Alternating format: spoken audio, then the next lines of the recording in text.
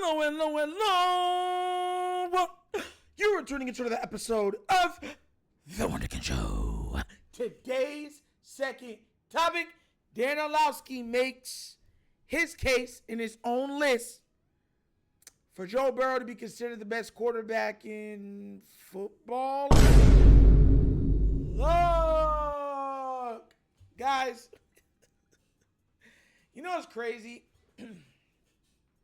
Is that quarterbacks have always been the face of the game, but they've been put out so far out in the front now that quarterbacks get the same amount of coverage. And I'm talking about not one or two guys, I'm talking about as a whole, than NBA players.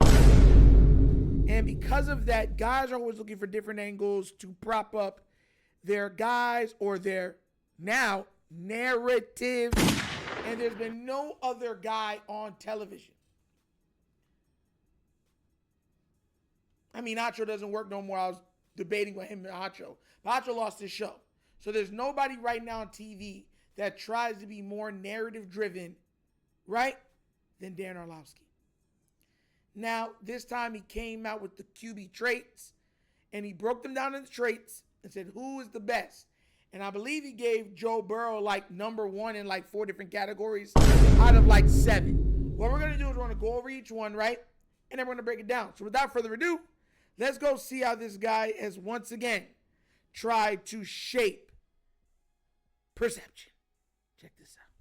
Yeah, here it goes. I got you guys. There it goes right there. So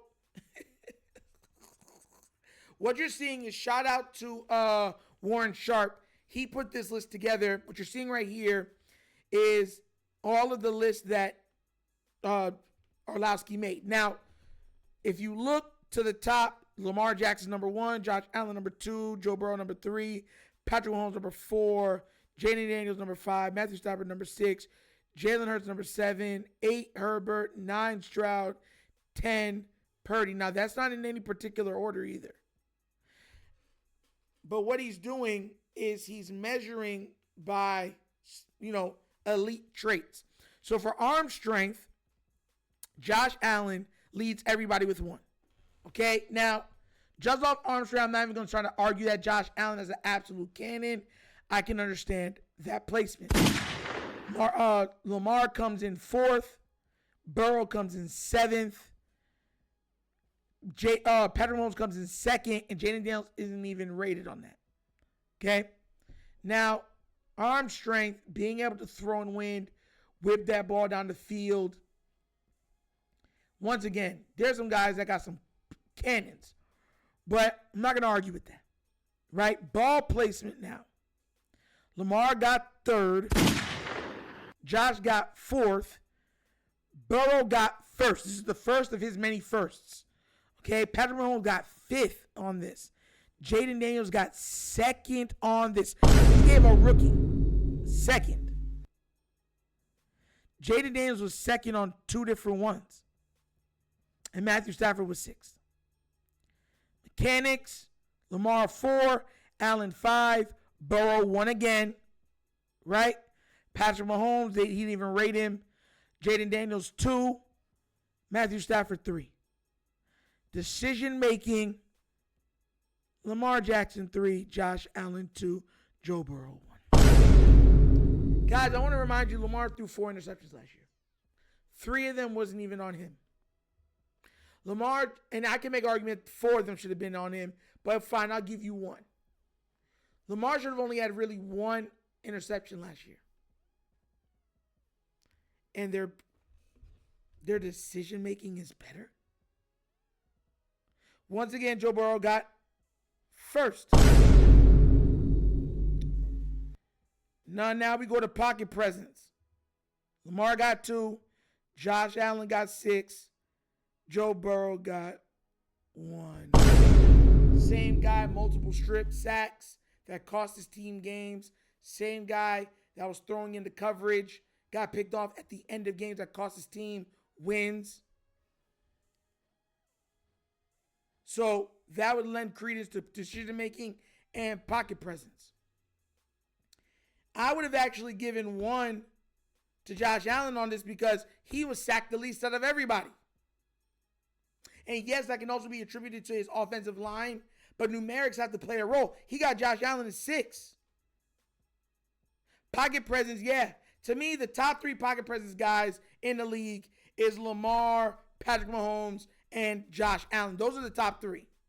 If you wanted to go 4, I would say Jaden Daniels would probably be 4th right now. 5th would probably be Joe Burrow.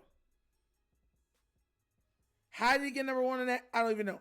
Then, of course, rushing ability and second reaction. Lamar ends off his with 1 and 1.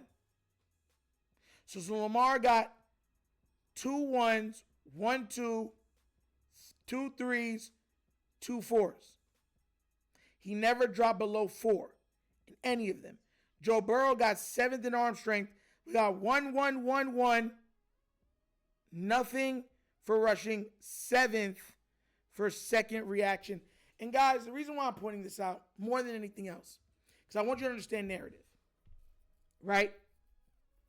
When you start to look in and keep saying that this guy is the best pure passer in the league, I'm trying to wonder, how do you get to that?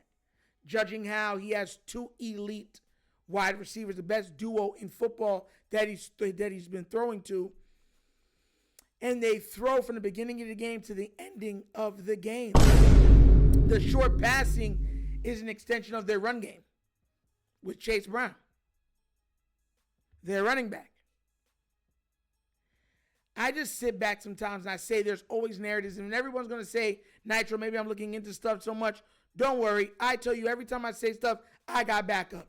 Flawless. There's no one better in the league right now throwing the football than Joe Burrow. Just absolutely flawless. And I know starters, backups, all that. The ball went exactly where it should on a consistent basis. I heard him say he thinks he's throwing it better right now than he has in years.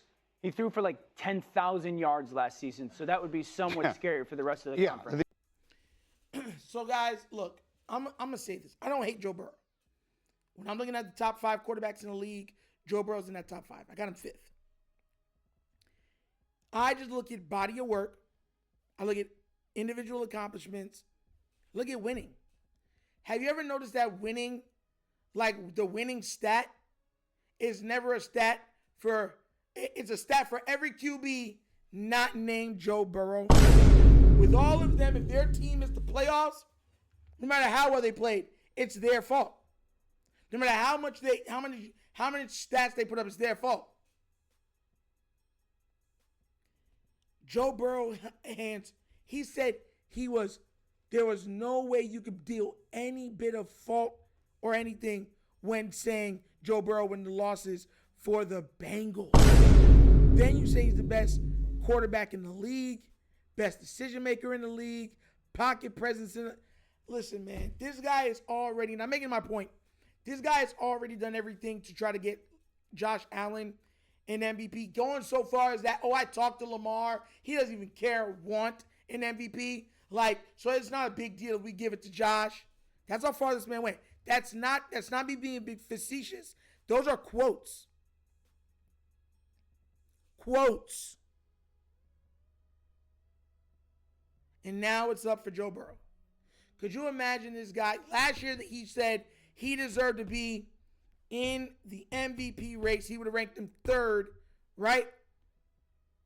While missing the playoffs and then losing 1 game from Lamar, and also bigging up Josh Allen for his team winning 13 games or such. At what point do you stop with the foolishness? And I believe he does have a vote, if I'm not mistaken. Look, it's more than just a Lamar thing at this point. I just want fair transparency throughout the league. Too many things don't matter when it's your favorite quarterback. Right? I give Jalen Hurts props. He's not my quarterback. So, he won a title. He got multiple Pro Bowlers. Man was all pro.